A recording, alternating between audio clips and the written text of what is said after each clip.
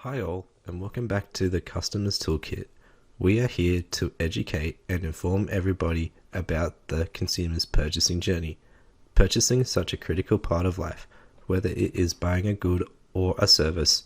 Our goal is to improve your understanding of the consumer's journey to help you make better purchasing decisions. In this video, I want to discuss the economic model. So in my first video, I briefly talked about the models and how I wanted to come back to each one and do a more in-depth look at them.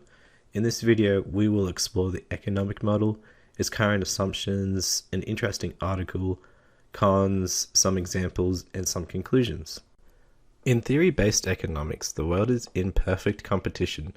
It describes the consumer as entirely rational.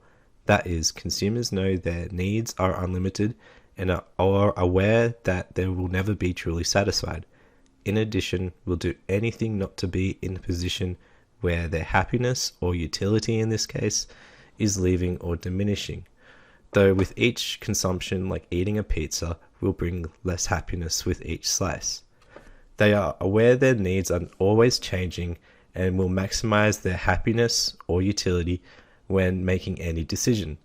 As well, they have perfect information about goods and services available to them at the time and will maximize the benefits of the products purchased by allocating necessary resources where possible. The consumers will then start comparing different goods and services, ranking from those with the most benefits to those with the least benefits, like houses, secondary-hand cars, or comparing streaming services, and purchasing the best competitive good or service after knowing the best or low-cost one. Ultimately, consumers will choose a good or service that will maximize their happiness or utility based on their individual taste that is priced rationally to them. Also, some effects come into play, like the price effect, where the price of a product, when lowered, more of that good will be bought, like milk or eggs. The substitute effect, where a different product is lowered in price, the original product will have less happiness or utility, like picking long-lasting milk to full cream milk, as it costs less, though might not be as tasty. And the income effect, where more money the consumer has, the more quantity of a good will be bought.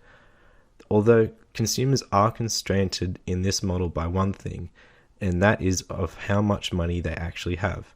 In addition, consumers may also try to increase their purchasing power, so moving towards a wealthier state or higher social class.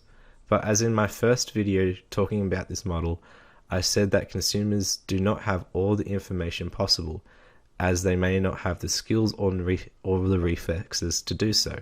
However, I want to discuss the issues in depth later in the video. Also, how in some situations consumers might be as close as possible to the model. What might be included to perhaps expand this model, though I'm basing this of what for economic classes I did at uni, is that in this model consumers would continue to seek out information given after the purchase to better their ongoing consumption, like knowing how to better use a product.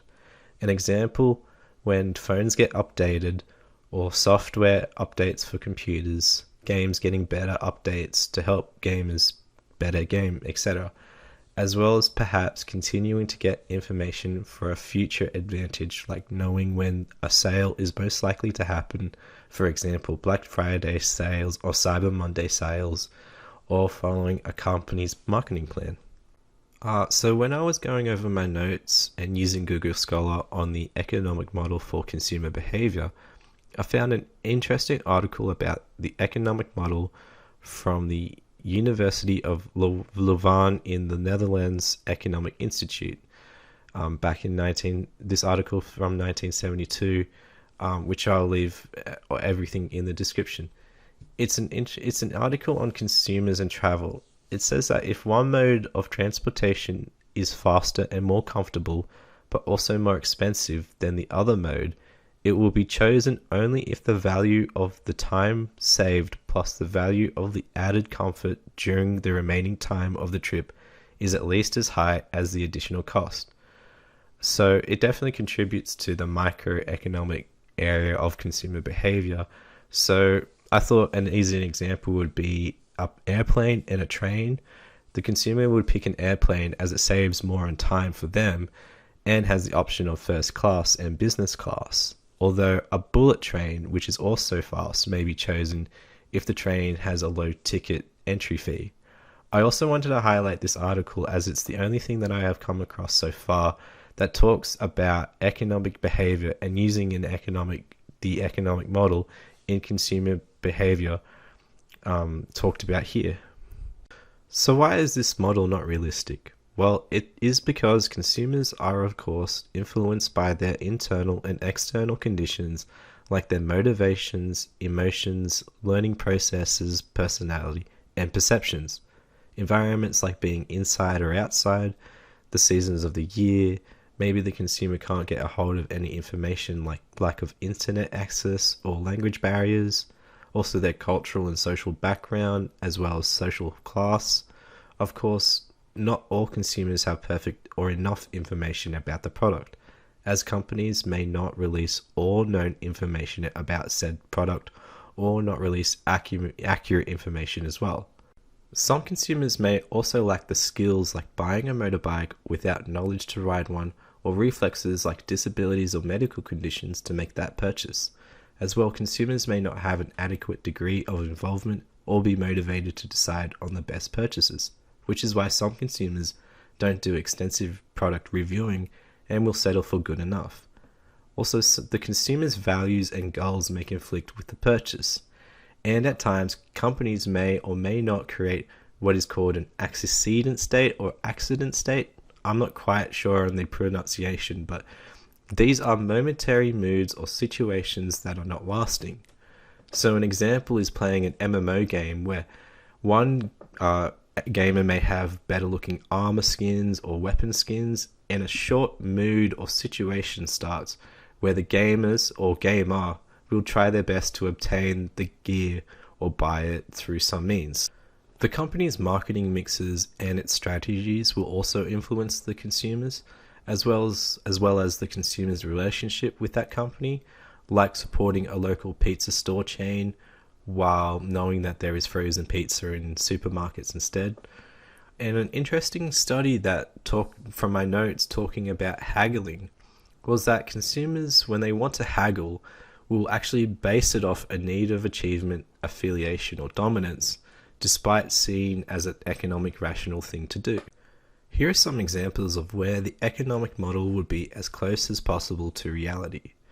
For an example, different sales like discounts at stores, acquiring coupons, the buy one get one free schemes, as well as consumers turning to the internet for more of their consumption as it saves on time as there is no need to leave the home, although not so much in the case for money as delivery prices may outweigh a trip to the closest store, and thoroughly researching insurance as consumers may do extensive research comparing plans as well as houses, vehicles, at times investments, some retirement plans. All of these are goods and services in which most consumers would do at least considerable research and then comparing the best ones by ranking them, and then obviously choosing the one with the most utility and rational choice to that consumer. And also the transportation that was discussed about earlier. Well, it is an unrealistic and simple model, but it does have some things to contribute to the consumer's journey. It does state that consumers are constricted by the amount of money they can spend without terrible amounts of debt.